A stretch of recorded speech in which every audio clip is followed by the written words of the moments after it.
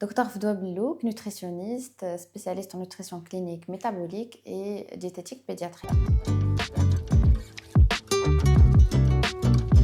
Comment reprendre le rythme alimentaire pendant le mois de Ramadan?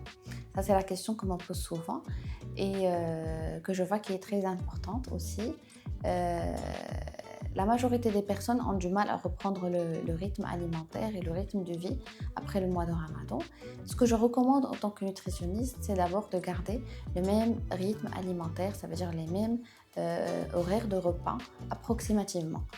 On commence par un petit déjeuner ou un repas tôt le matin, par exemple, ou sinon à partir de midi, et puis reprendre le deuxième repas qu'à partir de 17h ou 18h. C'est ce qu'on appelle le jeûne intermittent. Ça, c'est une méthode aussi qui va permettre de relancer le métabolisme sans pour autant bombarder le corps avec un apport calorique aussi très important, avec des repas très copieux, après qu'il mangeait par exemple, qu'il prenait que 2 repas par jour. Ça permet d'aller doucement et c'est un rythme qui va permettre donc d'améliorer aussi son métabolisme et de rebénéficier encore des avantages du jeûne qui est très reconnu, le jeûne intermittent. Donc, garder un rythme de 2 repas par jour. Les repas doivent être aussi très limités en quantité, limiter le sucre essentiellement, limiter les féculents également et avoir un apport suffisant en protéines, en fibres naturelles, ça veut dire en vitamines, en fruits et en fruits secs. Il ne faut pas prendre les fruits secs pendant le mois de Ramadan, il faut les garder après le Ramadan.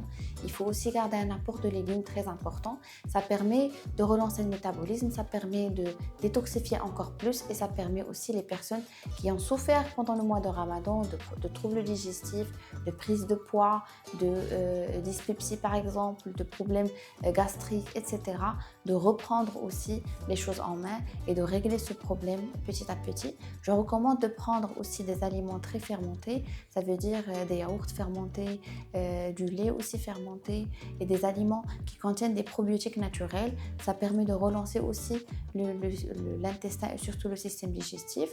Je recommande également un apport très limité en féculents, donc surtout le repas du soir.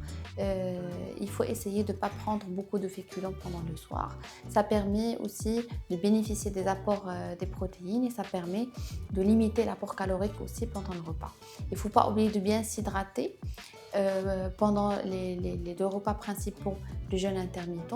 Ou si on n'a pas la possibilité de faire du jeûne intermittent, au moins reprendre le rythme petit à petit, essayer de manger un peu plus tôt le soir au lieu de retarder le repas du dîner jusqu'à 22h.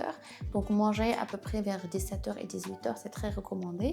Et également pratiquer de l'activité physique comme on le faisait pendant le mois de Ramadan, avec la même teneur, avec la même intensité et parfois encore plus, pour bien sûr garder votre corps en bonne santé.